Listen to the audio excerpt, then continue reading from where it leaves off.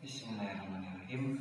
Assalamualaikum warahmatullahi wabarakatuh. Salam sejahtera bagi kita semua. Alhamdulillah, pada kesempatan kali ini saya Dani Rahadianto, mahasiswa Teknik Mesin angkatan 2019 dari Universitas Nusa Putra Sukabumi, akan sedikit menjelaskan pengetahuan yang saya ketahui mengenai PLC. PLC ataupun Programmable Logic Control, di mana fungsi dari programmable ini adalah untuk menunjukkan kemampuannya yang dapat diubah-ubah sesuai dengan program yang sudah dibuat, dan kemampuannya juga dalam hak memori program yang telah dibuat juga. Seperti itu. Jadi, jika kita berbicara mengenai programmable, artinya itu adalah suatu identitas dari PLC yang memiliki kemampuan untuk dapat diprogram dan dapat diubah sesuai dengan keinginan kita. Nah, kemudian yang selanjutnya itu ada logic. Nah, di mana logic ini menunjukkan kemampuannya dalam proses input secara aritmetik atau ALU, A, L, dan U, ALU, yakni melakukan operasi negasi, mengurangi, membagi, mengalihkan, menjumlahkan, dan juga membandingkan. Nah, itu adalah kemampuan logik dari PLC. Lalu yang selanjutnya itu ada controller. Sesuai dengan namanya, Programmable Logic Controller. Nah, di mana fungsi dari controller ini adalah menunjukkan kemampuannya dalam mengontrol dan juga mengatur proses sehingga menghasilkan keluaran ataupun output ataupun bisa dibilang hasil yang sesuai dengan yang diharapkan. Lalu yang selanjutnya yang akan saya bahas itu adalah PLC ini merupakan suatu sistem yang dirancang untuk menggantikan suatu rangkaian relay sekuensial atau relay berurutan, karena arti dari sekuensial itu berurutan dalam suatu sistem kontrol. Nah, selain dapat diprogram, PLC ini juga dapat dikendalikan dan dioperasikan oleh orang yang tidak memiliki pengetahuan di bidang pengoperasian komputer secara khusus. Jadi selama orang itu mengerti operasian komputer secara umum, insya Allah dapat mengoperasikan PLC ini. Karena PLC ini didesain lebih simpel dan juga ringkas dibandingkan dengan Arduino ataupun microcontroller, di mana di PLC ini hanya ada input, lalu ada CPU serta output.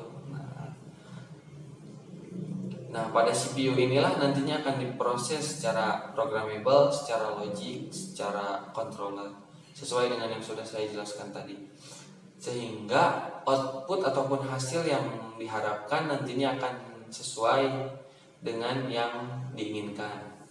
Nah, kemudian yang selanjutnya saya akan membahas fungsi dari PLC, di mana fungsi dari PLC ini adalah untuk memproses input sinyal biner menjadi output yang digunakan untuk keperluan pemrosesan teknik secara berurutan atau sekuensial. Nah, di sini PLC itu tugasnya menjaga agar semua step ataupun langkah dalam proses sekuensial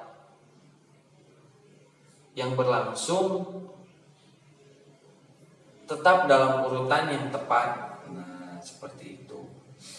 Kemudian yang akan saya bahas itu yang selanjutnya ada karakteristik dari PLC. PLC ini memiliki beberapa karakteristik.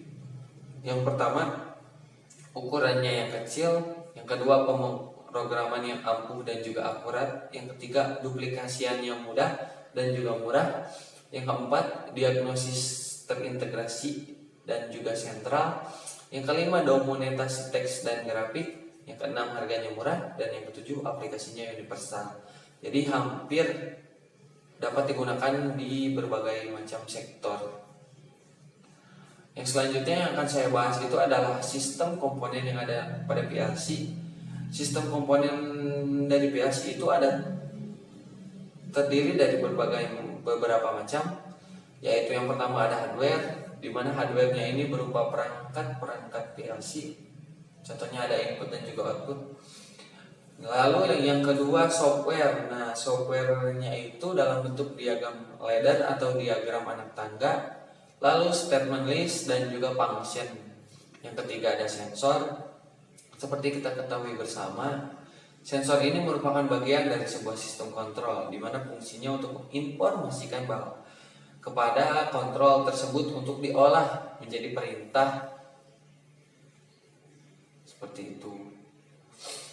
Kemudian yang keempat ada aktuator. Aktuatornya dalam bentuk lampu, solenoid, buzzer, motor AC, motor DC, hidrolik, pneumatik, dan yang lain sebagainya. Lalu yang kelima ada programmer. Programmer ini merupakan media ataupun sarana untuk melaksanakan pemrograman, bisa berupa PC ataupun konsol. Di mana konsol ini merupakan sebuah perangkat yang sudah satu paket dengan PLC. Nah, konsol tersebut dapat melakukan pemrosesan program, baik itu pembuatan program maupun pengeditan program.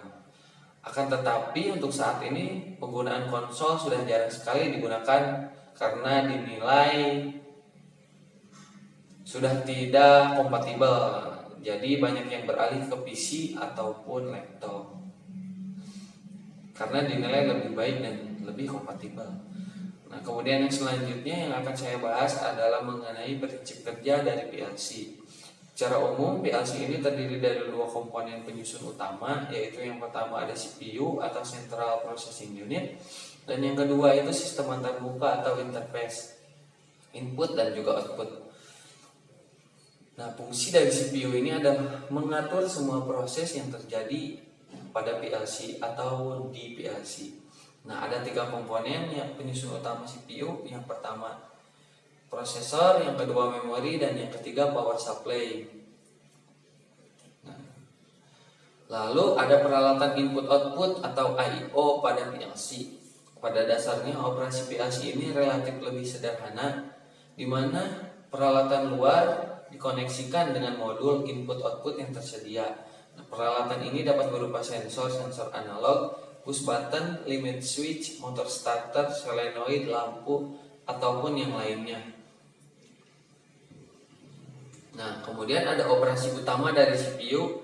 Nah, selama prosesnya CPU melakukan tiga proses utama, yaitu membaca data masukan dari perangkat luar via modul input.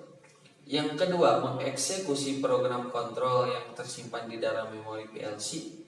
Yang ketiga, mengupdate ataupun memperbaharui data pada modul output. Nah, ketiga proses tersebut itu dinamakan dengan scanning. Kemudian yang selanjutnya ada perbandingan antara PLC dengan kontrol lain atau sistem kontrol lain. Yang pertama di sini ada PLC yang akan dibandingkan dengan kontrol relay. Nah, seperti kita ketahui bersama, di mana perancangan awal PLC itu pada awalnya dimaksudkan untuk menggantikan kontrol relay yang dinilai sudah tidak fleksibel. Beberapa keunggulan penggunaan PLC relatif terhadap kontrol relay untuk pengontrolan mesin atau proses diantaranya adalah PLC bersifat software, yang artinya fungsi kontrolnya itu dapat diubah secara mudah. Diubah dengan mengganti program dengan menggunakan software. Sehingga dengan demikian akan diperoleh beberapa keuntungan. Yang pertama, implementasi proyeknya cepat. Yang kedua, pengkabelannya relatif lebih sederhana dan juga rapi. Yang ketiga, monitoring proses terintegrasi. Seperti itu, jadi semuanya terintegrasi untuk prosesnya. Nah, hal tersebut tidak dapat dilakukan oleh sistem kontrol relay. Selanjutnya ada perbandingan antara PLC dengan microcontroller. Secara fungsional, PLC dan microcontroller ini hampir sama, akan tetapi secara teknis pengontrolan mesin atau plant dengan microcontroller relatif lebih sulit. Nah, pengontrolan mesin atau plant dengan microcontroller ini memerlukan perancangan pengkondisi sinyal tambahan pada port input dan output yang umumnya pemrogramannya itu dilakukan dengan menggunakan bahasa assembler yang relatif sulit untuk dipelajari. Sedangkan pada PLC ini cukup dengan diagram ladder atau diagram anak tangga dalam bentuk input dan juga output. Nah, PLC ini lebih simpel dibandingkan dengan microcontroller seperti itu. Kemudian selanjutnya yang terakhir ada diagram ladder, di mana diagram ladder ini merupakan diagram yang digunakan untuk menggambarkan proses kontrol sekuensial atau berurutan. Berarti proses kontrol secara berurutan yang mempresentasikan interkoneksi antara perangkat input dan perangkat output sistem kontrol seperti itu. Nah, mungkin itu saja yang dapat saya sampaikan pada kesempatan kali ini. Untuk segala macam kesalahannya saya mohon maaf karena saya masih dalam tahap belajar. Semoga bermanfaat. Sekian dari saya, Dani Rahadianto, pamit undur diri. Wassalamualaikum warahmatullahi wabarakatuh.